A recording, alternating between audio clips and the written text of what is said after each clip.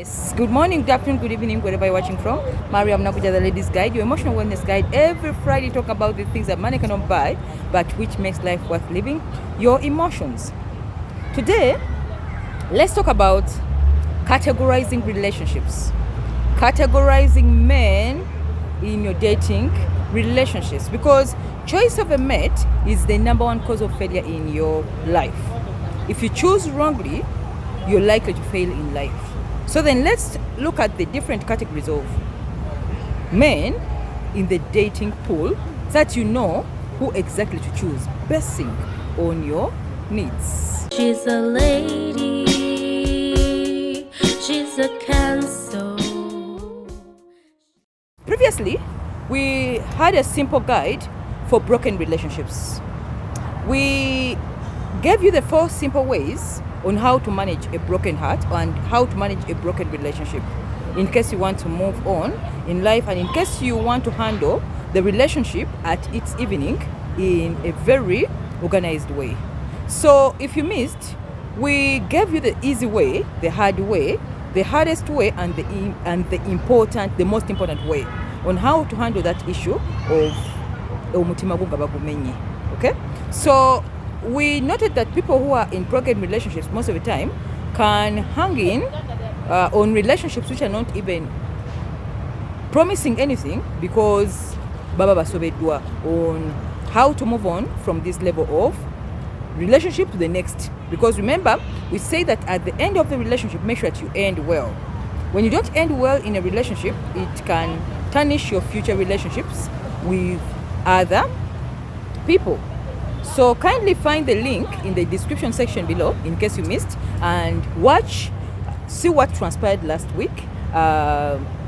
When you're having a broken heart, when you're going through a heartbreak, when you're going through a broken relationship, you must handle your relationship in those 4 simple ways.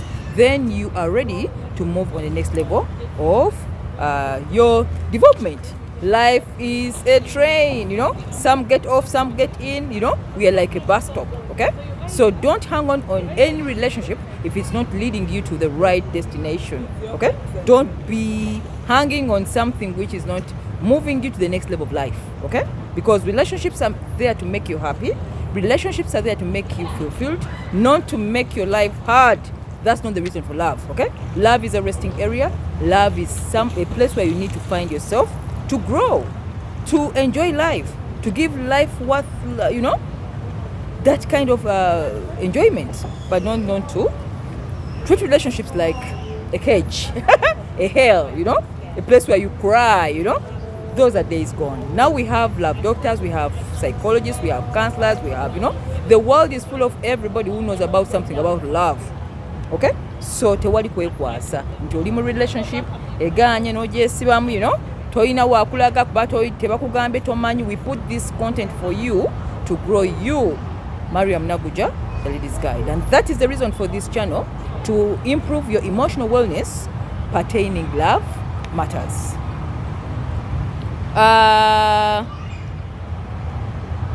Why you should categorize relationships today is our topic. Tugenda kubayigiriza engeri ba categorizing relationship, because many of you in life lose good relationships, hang on useless relationships because temumanyi how to categorize people, how to categorize relationships, and then you mismatch stuff. Kyononya n'okigenda n'okijje wafu. Okay? Oyagala mazzi ate ogenda mu ddungu. N'otambula mu ddungu. Amazzi n'otagafunayo. Okay? So we want to teach you how to categorize relationships from now on. Omanye nti when I need such a relationship, I find it here. When I got this kind of person, I won't find happiness there. Okay? When I need a play or a casual relationship, I go here. When I need a committed husband material, ali bwati. Mutandika okubaawula, because men categorize you ladies. Men categorize women. They know a wife material and they know a plaything. Then why don't you categorize them too? And that is the reason for this show, okay? So ngenda bawa abasajja babika, I think mwenda bajja tumala bawe mwenda We are going to give you like 9 categories of men in the dating pool, so that you may know the kind of person you are hanging around with, the person you should avoid, the person you should sign up. Remember, in relationship, it's not one size fits all. The dating pool is full of men with different needs, men with different values, and men who have different expectations from women. So if a woman doesn't know what she wants, and then you got the dating pool full of these 9 kinds of men, you may end up with something you don't need. Okay? That is the reason for this session. So it is your personal responsibility to choose wisely. Okay? Waina okulonda obulungi. Ebyokulonda Katonda tabiriimu, tubibasomesezza, balesedde abasomesa, temwekwasa togenda nga wakatonda mbombo mbu Katonda akuyambe. Ebyo yabibalekera. Okay? Yakoma on the other part of creation. Okay? That is the secret. He is not involved in that. I'm sorry to tell you. Why? Because tayagala mumwekwase nga mukoze mistakes is a relationships. He sends you educators, he sends you therapists, he sends you counselors, psychologists, abantu ababiyizeeko byasomesezza nga ffe tubibagambe kati gogende weesalirewo. Okay? So bino ebyokutomera, ebyokugwa ku bantu nemutandika okwekwasa abasajja bazibu, ono balimba baki, abasajja si balimba si bazibu, ate n'abakyala si balimba si bazibu. Gwe agenda wakyamu nga kyonoonya ekyo ekiriyo. The first thing when you're doing prospecting in business is to know the needs of your prospect. Okutegeera ebyetaago bye gw'otunza kyoyagala. Bw'oba totegedde ebyetaago bye, kyangu nnyo omuguza kyateetaaga ate natakigula. Oba okimuseeringira, okimumarketingira nga takyetaaga. Oba naye okugulako ekintu nga tokyetaaga. Okay? So in relationships the same thing. When it comes to looking for relationships pertaining husband material, because every woman is looking for husband material, where are they? Where are these men who are husband material? Please comment. Mutuweko ku comment mwe ba husband material. Where are you? The ladies are looking for you. You're just there. So we want to talk about the different kinds of men in the dating pool, the ones you should avoid, the ones you should take up according to your need, because not every woman needs marriage. Not every woman needs a committed relationship. Some people like casual stuff. Some people like plaything. Some people like just to be friends with benefits. You know, if you have a certain kind of need, it is always better to find someone who can fulfill your need. And that's the reason for this presentation. So avoid all times the trap of wanting something for nothing. That's the first thing. And wanting everything. You won't find a man who is a husband material at the same time who is going to shower you with a lot of material stuff, at the same time is going to give you the excitement of life, at the same time is the one who has everything. You may not find that kind of man. Which means when it comes to choice of a relationship, ebi mo ino bisulawo or be trading ebirala. It is like give and take of sorts. Okay? It's like give and take of sorts. Life is about priorities. You give this to get that. Yeah? Yes, that is how it is. Kati gwe oyagala nti omusajja omusange mu buli kimu kiyinza obutasoboka. Kakati olwaleero mugenda kusalawo. Oba osalawo ng'ogenda kubeera material girl, you go for the material boy. If you want to be a wife material, you look for a husband material. If you want a casual relationship, you look for the casual plaything. You know? But you do not be a plaything, then you go looking for a husband material. It won't match, you know? It won't match because it is not even in your consciousness. So then, let's take a quick dive into the 9 kinds of men when it comes to the dating pool, because the dating pool is what supplies the husband material. We are over 7 billion plus people, and among them are men. And among those men is the man you're looking for, or the one you already have in the house. Okay? So today let's look at those different people. But before we go there, one thing you must notice to stop generalizing. Mulekeraawo okugeneralizing abasajja nti abasajja bonna bwe batyo. Stop generalizing. We have seen good men. They exist. However, it is you now to change your lenses on what you're looking for. funa obudde weebulire otuleko wansinga omukyala nga lady ogambe naye nze nga nze sikyenjagala bannange abasinga mwagala obufumadi temunabwagala buli it is a service, it is a ministry, it is to serve. Kakati gwotuula wansi n'ogamba njagala bufumadi nga amazima n'ebisanze tobiyina olaba kitegeeza nti weebuli amazima ogambe nti ze wano wendi omulimu gwenkola n'ebyetaago byange nze njagala plaything. I want a casual relationship. The casual men are there. The world is so beautiful and it's abundant that everybody has her own man. Tewali agenda kufika.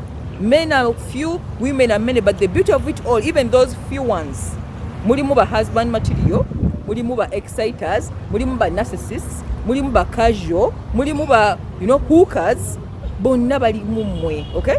And each of them is serving you guys. Temwagala kwogera naye nga nkimanyi wemba njogera buli omu akimanyi nti alina omuntu agwa mu bika ebyo lwakubanga buli omu ayagala gamba nti oli amaliza husband material is like the icing sugar of the cake nti afunse husband, but there are these other men who are serving you guys in secrecy. Nabagamba nakola ebyama, nakola the secret club, yeah. Bampadde ebyama n'ennyanya omutwe bwe nti ebyama bannaije ebiri abantu balina abantu naye mubasirikira temubatugamba tetubamanyi, then you say they are not there. So I'm here to tell you that the men exist is because they are different categories. It is you to look for the category you fit in and you play with that. Period. Generalizing. Men are different and each one of them is a different personality. Okay? So then, buli muntu amanye nti tebafaanagana. Temuddamu ku categorizing abantu nti buli musajja bw'atyo. Ebika byanjawulo era ngenda bibalaga olwaleero kati gwagwa ku kika ekikyamu ogwa ku kika ekikyamu, you get a wrong personality and then you start generalizing them. Let's start with number one. Category number one. The nice guy. The nice guy. Just like how the name sounds, a nice guy, he is nice. He's kind. When you get this kind of guy, obolowooza nti bambi muntu mulamu ayina ekisa. Yes, he is good. He is kind. He is considerate, like any other trait a woman would look for in a man. However, abasajja bano abali nice bamaliza bali mu emotional entanglements. Lwaki? Nga bw'alina ekisa gy'oli akola ekisa buli wamu ne mu bakyala abasinga abalala. Abeera nice to everybody. Amaliza ali kind, ayambako Stella, n'ayambako Julie, n'ayambako Anne. Time netuka n'ogamba naye ono w'ekisa buli omu. Kitegeeza ekisa tekiri kind, tekiri special to me. You seem not to be special to this guy because he's kind to every woman. Which makes him a prospect of every woman's need. Buli mukazi addukira wuwe okumuyamba. Have you met such a kind of guy? Give us some of your experience in the comment section. Walabeko omusajja ow'ekisa bwekityo nga bambi wa kisa nnyo, alina ekisa ku gwe nga mukyala we, n'aba n'ekisa n'omuntu yenna gwasanze mu supermarket, n'aba n'ekisa kwoyo gwasanze mu restaurant. Time netwala ogamba naye ono wa kisa, oli wa kisa for nga you want that special treatment to be for you alone as a girlfriend or as the exclusive person. Naye ng'ekisa kyalina kirina buli muntu. Okay? So the nice guy is one of the kinds and the categories of men in the dating market. Bw'ogenda okusangayo nga y'ekisa kye kya buli omu, kitegeeza amaliza nga alimu entanglements n'abakyala abamu abakola ekisa ne balowooza nti alina kyayagala ne bamuwa ne byatalina kufuna, so amaliza nga is almost now a cheater because of kindness. N'abalaga bannakatiza abakazi nze abaleeta nze bambi alina ekisa kingi alumirirwa. If you found such a man or if you're having such a man, he's called a nice guy, okay? He is nice to everybody and he's nice to the community. So he ends up to be a community property, okay? Ayamba community yonna kubanga alina ekisa kingi nnyo. So if you're very jealous type of a woman, keep away from that kind of man. He can make you abuse women. Oyomba n'abakazi kubanga buli omu amukolera ekisa. He is kind, not only to you, but to the community. That is a nice guy. Number two. Category number two of men is the man child. The man child. The man child is a guy atakula. Azanya video games, referring to parents be, mama we amusalirawo. If you come as a girlfriend, you're taking care of him as a child. Abanga baby wo, firstborn. In other words, a relationship gets out of being romantic and it becomes like caretaking of an adult child. Okay? So if you're having such a kind of a guy, relationship choose a dynamic. Never mukubera a romantic relationship and it becomes like caretaking a child. Okay? Because he has to get ideas from the mom, he's ever falling back to the parents. Alingo mwana omuto takula kuva mungalo z'abazadde. You know? He refers to his mother, his father, you know, all the time it's as if alinga baby. That's called a man child. Musajja mukulu naye alinga omwana omuto, especially the last borns. If you've ever dated a last born, if you've ever gotten married to a last born, tell us your experience. How was it? Last born men, there is a story, okay? They are always like children, okay? Because baba kuza babagala, tebateesa mu families, awuliza abakulu be bonna, abanga baby. Kati watuko kuwasa omuwala abanga omwana omuto. Okay? So it means when a woman needs a leader, someone who feels like a man, this man is a man child. He's not a guy. He doesn't behave like an adult. Okay? That's called a man child. Number 3, the tourist, the traveler. The traveler and the tourist. These ones have all stamps in their passport. Passport here do the stamps of different countries. I'm on my way to Oslo. Then I'll be heading to Amsterdam.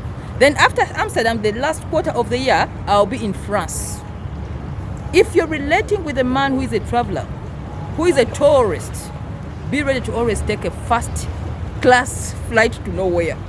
Because agenda kuzunza.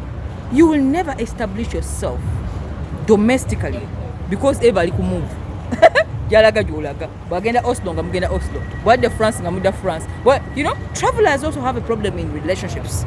Because relationships need physical appearance also. Relationship needs emotional stability and physical stability. That's what they call a home. Okay? Tosobola kubanga oli travel oli mugwanga lino oli mugwanga ddala ndiwa and you think you can have a committed relationship. That's why many travelers have different homes in different countries. Buli gwanga jagenda awasa. Buli site jabiramu wabirawo mukyala. Okay?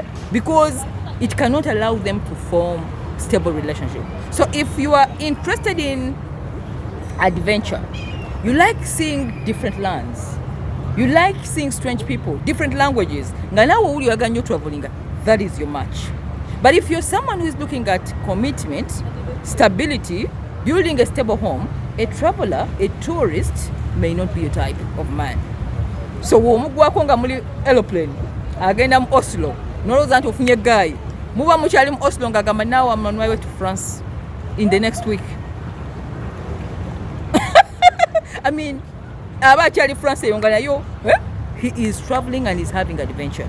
So ladies, be careful with the tourist. A tourist, unless when you're interested in tourism and you're also a tourist, you are a better match. That is the tourist. Bikabi abasajja ntemba udira nkonza abandi nze eyabavumbula. So number 4, we have the philosophical thinker. Philosophical thinker be basajja nga basoma nnyo, muyigirize, lawyer, doctor, basoma agatabo gangi ng'era nze. Bwe mutuula mu mboozi ne philosophical thinker, emboozi tezibeera shallow, tayagala biboozibozi, ayagala depth. Oh, so which books have you read? Have you heard about I hear Jeff Kennedy was was assassinated. Baba ne information jotawulirangako. Kati go obanga oli shallow ng'omukyala, weekuba makeup, wamyuka, onyirira nnyo naye content toyina wano. N'otula ne philosophical thinker omubbowa.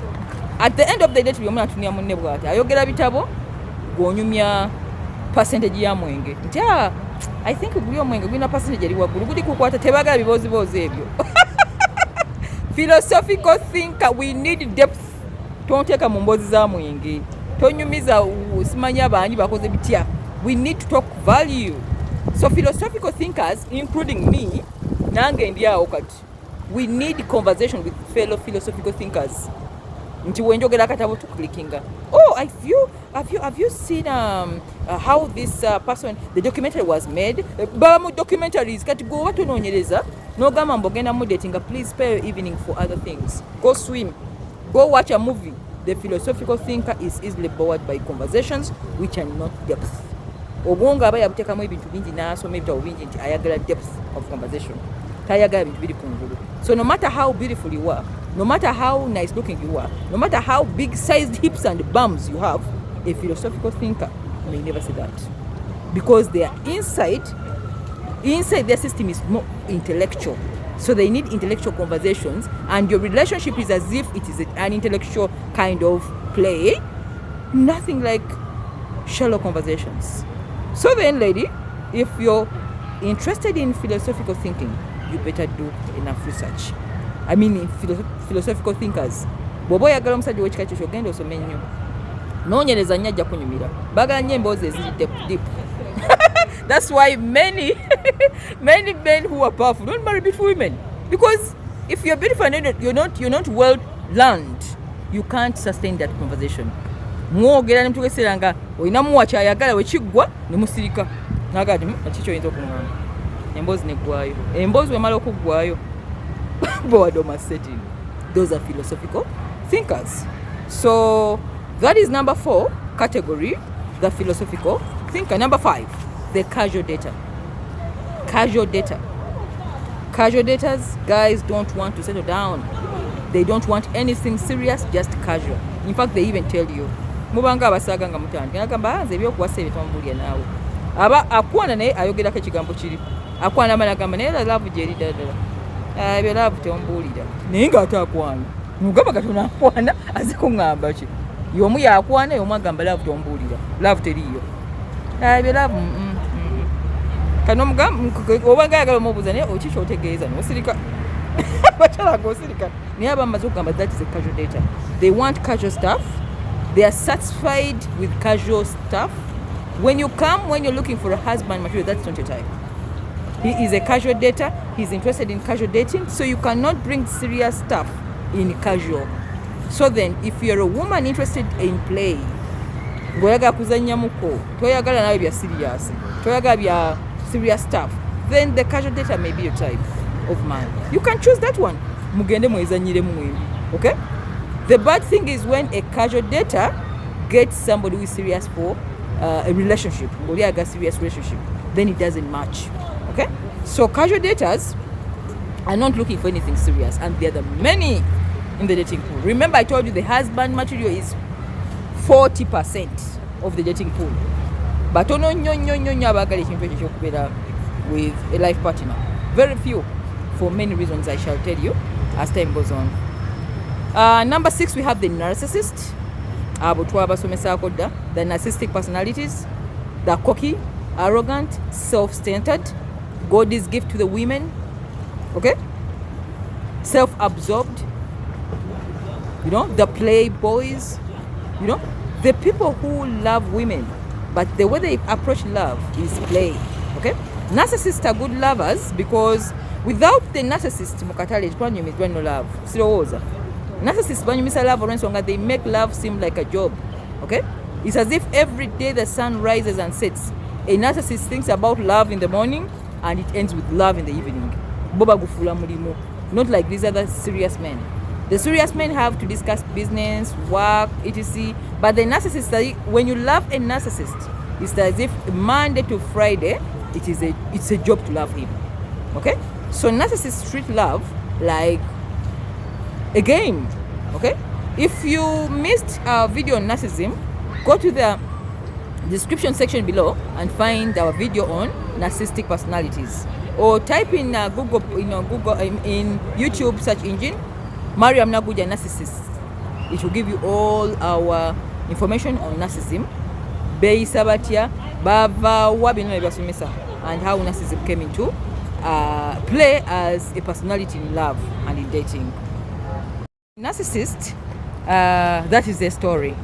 Twabogerako twabasomesaako naye ng'ate era mbajjukiza nti bali part of the different men in the dating market because nabo beetaagisibwa. tubeetaaga mu katalo olw'ensonga nti be basajja abaleeta omuzannyo gwa laavu bakuleka ofuuse love doctor bakusomesa nti love erimu omuzannyo, you know, they make love seem like a job. Okay, so if you've never dated a narcissist, or if you're having a relationship with narcissists, check in the description section labe link here, then you can clarify if you're with a narcissistic personality. 7, the trophy seeker. Trophy seeker is a kind of man who wants hot girls, hot women, n'abateeka mu ssente nnyingi nnyo, so that when the society views that kind of woman, you become like his yardstick, okumupima omuwendo gwe, ofuuka ekintu kwe bakupimira omuwendo gw'omwami oyo. Have you ever seen such a man in society who has that very nice looking woman? N'amuteeka mu ssente nnyingi nnyo ng'ayagala abantu bagambe nti omulaba mukyala w'oyo yennyini alina okugana okugula essaati, n'agana okugula engoye yennyini nga ntogere ntya omuwendo tagweteekamu, aguteeka mu mukyala. Trophy seeker. So a person who is seeking a trophy in a relationship, most of the time they treat the trophy as a jewel. Nga olaba akantu kano, like a jewel, abanga kyotaddeko okunyumisa obanga amunyumisa. Thank you. It's not even love, it is kunyumisa. Most of the time, the trophy seekers or the trophy wives or the trophy girlfriends end up in abusive marriages, abusive relationships, because this man is looking for a trophy. And the trophy, most of the time, has to be replaced. Kubanga trophy naye kaddiwa. Tejja kunyirira bweti for so long. That's why amala akuzizaako omuwala omuto. Omunyirivu akyakusinga trophy eyambuke. Because wotandika okupimira omuwendo gw'obulamu bwo ku muntu omulala. Omuntu omulala bamufudde jewel. And what you do with the jewel, you replace it. Eno wetansanyusa enkyanga nteeka kukalala. Otegera? Kano we kakaddiwa ngangula jewelry mulala. You know? Every time they keep on replacing. So if you're a material girl, ngoyagala ebintu ebirungi, oyagala omuntu akushawaringa with all the, you know, the luxuries of this world, get a guy who is a trophy seeker. Trophy seekers will give you everything you desire. However, be ready to trade your freedom, your time, your youth for the trophy. Trophy substance, you know what I'm talking about. But if you ever been a trophy girlfriend, a trophy wife, please tell us in the comment section below, how was your experience? Because in research we know that anything which is a trophy, which is a jewel, it has to be replaced by another jewel. So you are as good as young forever. As long as you lose value, you grow old, you don't look young anymore, we replace you with another jewel. Okay? So be ready for that. However, you'll have enjoyed life. Bonna abakyala be balina abayabikuwadda. Abaye bakolera mu university okusoma gw'obiyina. Obifunirawo. People are struggling to wake up in the morning. Waliwo ka post kansesa. Nakasoma ku someone sent it to us on our WhatsApp group. Nagamba nti the salary of a black woman, a brown woman eats in the evening in a bar. Omusala gwaffe abaddugavu omweru agulira mu bbaala in one day. Ate nga gwe wakedde nnyo ku ssaawa 10 ezo okola nti omukyala omuddugavu akeera 12 okola naye omweru anyirira omulungi ogwo omusala agulira mu ddakiika emu olw'eggulo. That is a trophy. Okay? So trophies enjoy a lot of things in life. You enjoy, but that it comes with that. Okay? So if you are a lady looking at being a trophy girlfriend, a trophy wife, you're going to enjoy all those luxuries, but be careful for the freedom, the time, the youth you're going to trade for it. And remember, like any jewel, you'll always be replaced by another jewel. Okay? Those are trophy seekers. How to know the guy is a trophy seeker? He will invest in you money that nobody has ever invested. In fact, ajja kugula aguleko ekika kyewammwe nga bwe bagattagatta famire yammwe esente ze bakutaddemu n'ekika tekizikwatangako. Bagamba nti ono omwana yakwata ku biliyoni ya ssente nga biliyoni wagikwatako dda naye ng'egula ekika kyonna. Okay?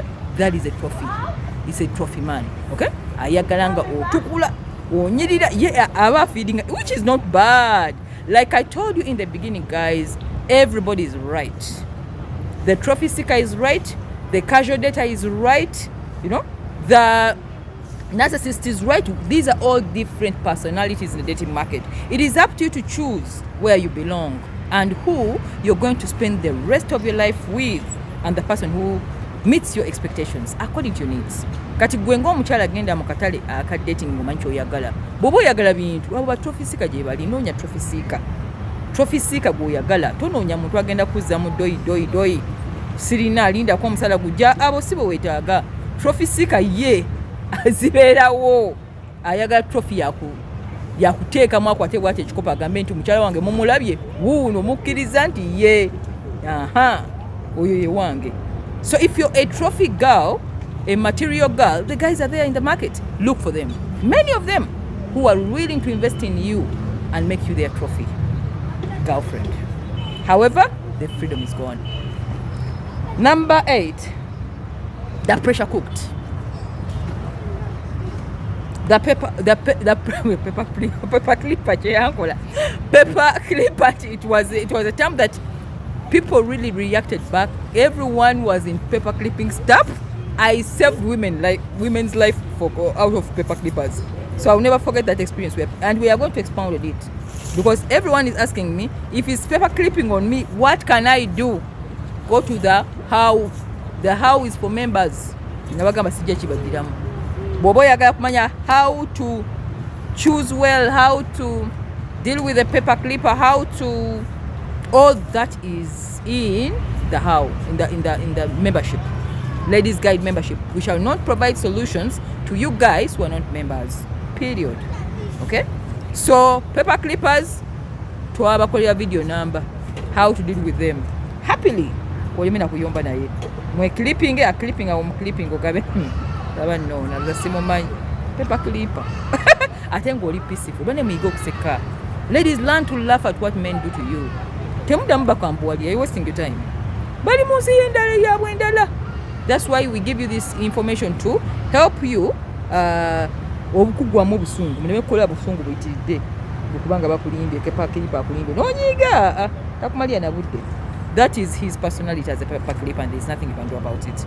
Okay, so we have the pressure cooked men. Nga pressure cooker ya mukukinga. Pressure cooker chi cooking omusajja omu society. Okuze sebo. Tulaga omukyala owasaddi. Bano balina family. Tubudde owasaddi sebo. Banango owasaddi omusajja agamba, okwasa kwali mandate. Men have biological clock, girls. Men have biological clocks too. The pressure cooked society pressures them up bawase. So now waso omukyala nga tamwagala nga sibyaliko tali emotionally into the relationship, tali na interested in marrying, na wasa because society mugamba leto omukazi mu nyumba tugenda kujajinga towasa wala ko oli musezi towasa wala ko ine empisa embi lwaki obera weka mu nyumba. Society ekwasa omuntu mwe, it can force a man to marry by force. So this pressure cooked man who has been pressure cooked by society man bina wasa omwana wa munne nga sibyalina kuna mutwala mu nyumba.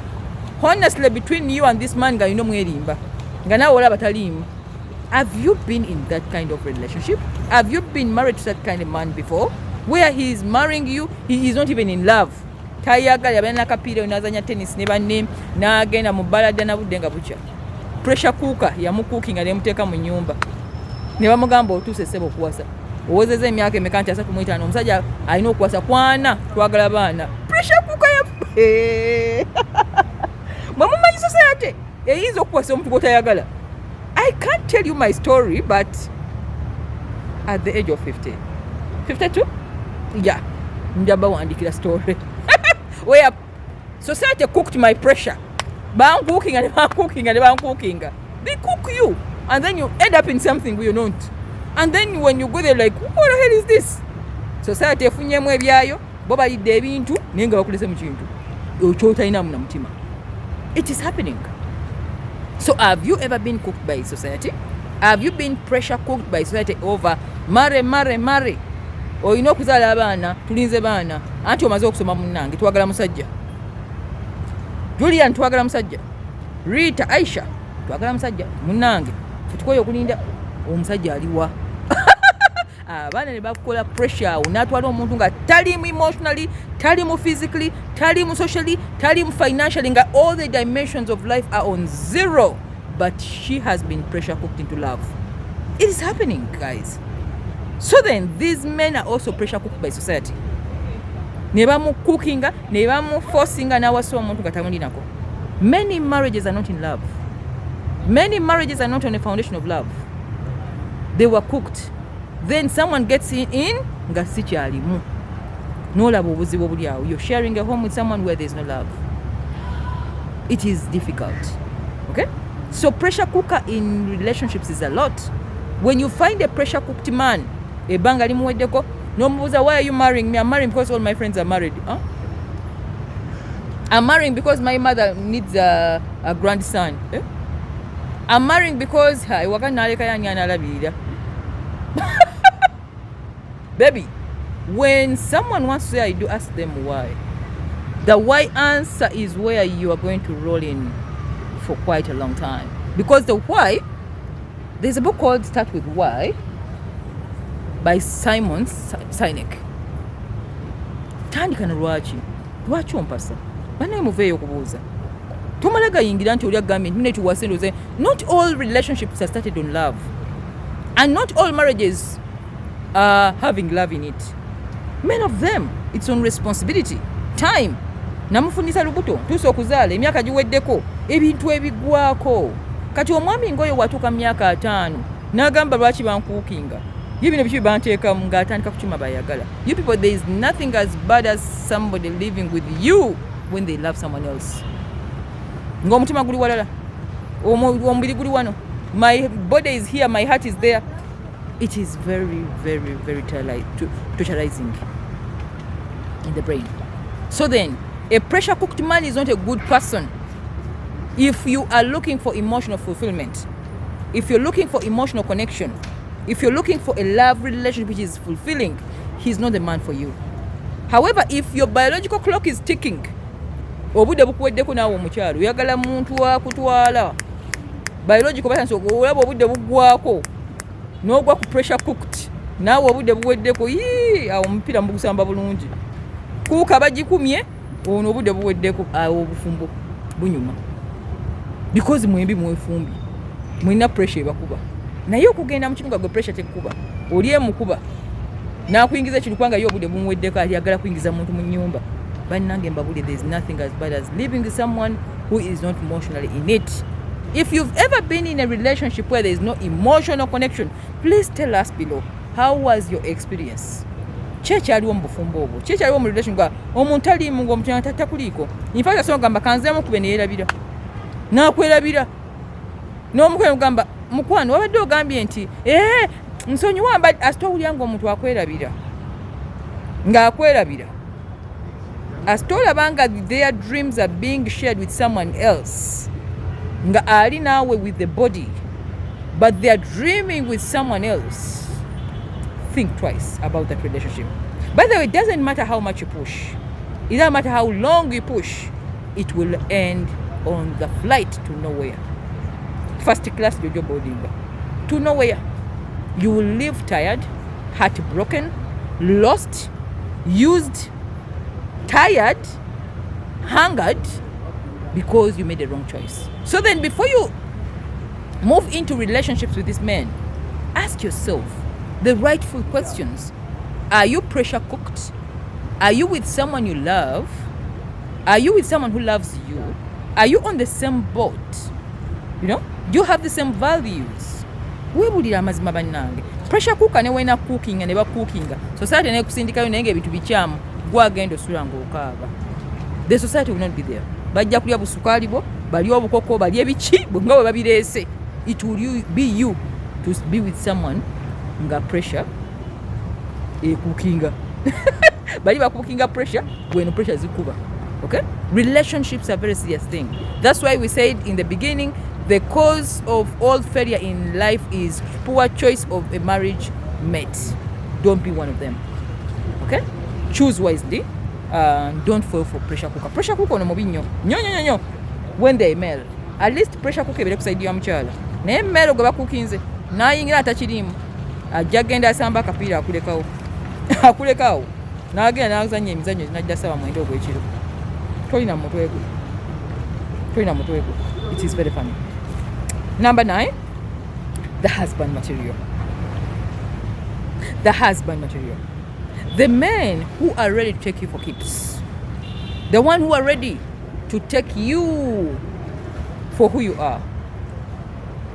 Bagamba oyogera nnyo nenga kwagala nga bw'oyogera ennyo. Oyina eddalu nenga agamazi oyiddalu gwe njagala. Omukyala alina olugezigezi nze sirulaba. Lwaki abantu bagamba olina olugezigezi nze sirulaba. Singa bamanyi ky'olina tebamanyi na kumanya. Nga buli ky'olina kirungi. Ensi eyogera bulala ye alaba bulala. The husband material. The men who are husband material are very few in the market because many of them do not want to carry the responsibility of being married. Tebaagala kuwasa. Tebaagala what comes with marriage. Okay? So the husband material takes charge of you even while in dating. Akulabirira. Omusajja anaakwasa oba wamulabiridde wano mu dating. Aba yakulaze dda nti oli wuwe. Ne bw'ochecking akatabo wawandiika akuyita family. Family Mariam. Akuyita family. Aba yakiyingiza dda mu bwongo bwe nti you are his resting area. Tekimuganda agenda n'azannya ebweru. It is okay. It is fantasy. But the word called home is a different word. Ekigambo kye bayita home, roof, ne musharinga n'omuntu oyo. If you take it for granted, just rear a pet. Nze njabbawo examples za pet. Twala pet mu nyumba yo, chega mu nyumba yo. Olaba ovunaanyizibwa ogibeerako. And how you're one with it. Ne bweruwala mubanga buladaba. Wawe nanyuma embagamba embwa 3 zaalwala ewaka. Embwa 3 twazijjanja baseka ne ku chupa. 3 dogs. Ningulabe oyinota obulamu bwazo. They are in your audience. I would throw them away because I could buy another dog. But you can't throw it away because it's part of you. The love you have for a pet because it is domesticated. That's what makes a domestic settlement different from a relationship or York Street. I wish women knew that. And that's why you have to be careful when you fall in love with married men. Be very careful, ladies. If a man shares a roof with a woman, remember my 3 dogs. If a dog gets sick and it is in your home, museka ne chupa z'amazzi. N'ozipendingako kuba tosobola genda n'ogigula wali. Tosobola gigula bagamba mpe embwa ne wona agigula n'otojja gifosinga kwagala. Kugiteekako emotions zimbu gwe oli mukama waayo tejja kwagala. Ekimanyi we've not built a bond. Ekimanyi no kimanya. But this thing of sharing a roof together is a different thing. It is beyond love. So when someone shares a roof with another person, think twice. I'm sorry to say, think twice. It is not love anymore. It is responsibility. Singa omuntu oyo alwala olaba wamwana obudde atulawo bw'ati. It is a roof shared. It is like dogs being treated. They may be dogs, but they are in your audience. They are in your responsibility. You can't buy them. It is a shared emotion.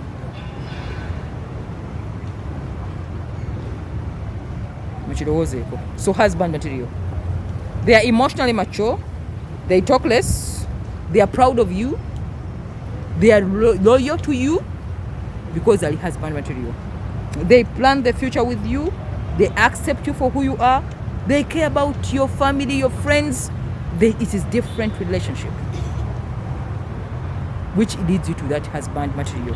So those are the 9 types and categories of men in the dating pool. So when you are out there looking for men, categorize basing them on that. Lastly, what I've not talked about is to solve this problem of poor choice of relationship over men. Women must understand. In my first book, Ladies Guide to Fulfilling Relationship, nabagamba men categorize women. Nagamba ono wife, ono girlfriend, ono hookup, ono njamuwa sente nesi jamulaba nga wemba ni sente babo bakimanyi wano. Then why don't we categorize them too? When you go into the dating market, categorize men into 2. Ate bote bana nabika bingi 2. There are only 2. Bino bina bigwa under 2. 2 is either a husband material or a hoe. Hoes are not women alone. Even men are hoes. As long as a man is not going to marry you, you're dating longer to a nowhere island, which is not leading to a family or a shared roof. He's a hoe. Period. Don't give in too much. to somebody who's not going to share life with you. It is already demarcated. So gweteka mu bwongo bwo nti omusajja waba tagenda kumpasa side eno alingako. And how do you treat a hoe? They use it, they make it work. You go to it when you want something. You don't commit to it emotionally. You don't give in too much too soon. You know? Ngabwe bakola wali kati nawe wano wokola. It will sort you out of that ambiguity that comes with love. Until when a man is ready to take you in as a husband material, he is not a husband material. You know? Inside your brain, we gamba mathematical, this is a hoe. A hoe, H-O. H-O. Ngabwe batukola. Is either a wife or a hoe. They will give you money, they will take you to dates, they will...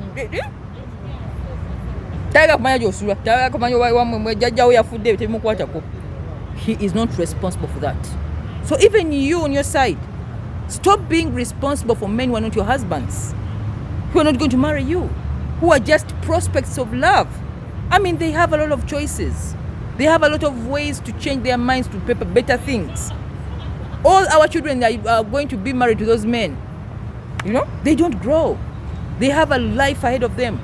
They have a lot of time which you don't have. So until when he is a husband material, he's a hoe. Biwe bikabibiri bano bonna betuwogedde bano buli gwola bakutuwogedde wano in the categories nga si husband material agwa ku mukono guli. You're not responsible. You're not investing too much too soon. You never give them a lot of priority because they don't deserve it. Until when they give you what is beneficial and which is equated to relating with you, they don't qualify. Period. Why is it hard for you girls, ladies, women? It is easy for me. It was easy for me. You know? Because the heartbreak you treat is very expensive in matters of time, money, and attention. So how do you treat them? Give them two categories. Among them, husband, oli mumwawulire ddala. Kubanga oli ensonga. It is the resting area. Oyo ye at least. Naye bano abasigadde bateke mu HO. How they treat an HO? Treat with them like that. And then, until when they upgrade the relationship, it will save your heart from feeling stuck, feeling abused, feeling confused, feeling, you will get out of that. Because then you'll own your power back. Okay? That well said, this is Mariam Nabuja, the List Guide, your emotional wellness guide. Giving you all this useful information to grow your life pertaining emotional wellness. Today we've talked about categories of men in the dating pool. Please note, each one of them is waiting for you. Always. It is your needs, it is your focus, it is your priorities that will distinguish between a hooker and a husband material. A traveler and a husband. Always rate them like that, okay? Because you have needs and then you have to fulfill them. See you again next week. And thank you so much for watching this far. In case it's your first time to the channel, please subscribe by hitting the red button below to be notified every time we go. We upload a video for you and share it because sharing is caring. Love you so much. See you again next week. Bye-bye. She's a lady.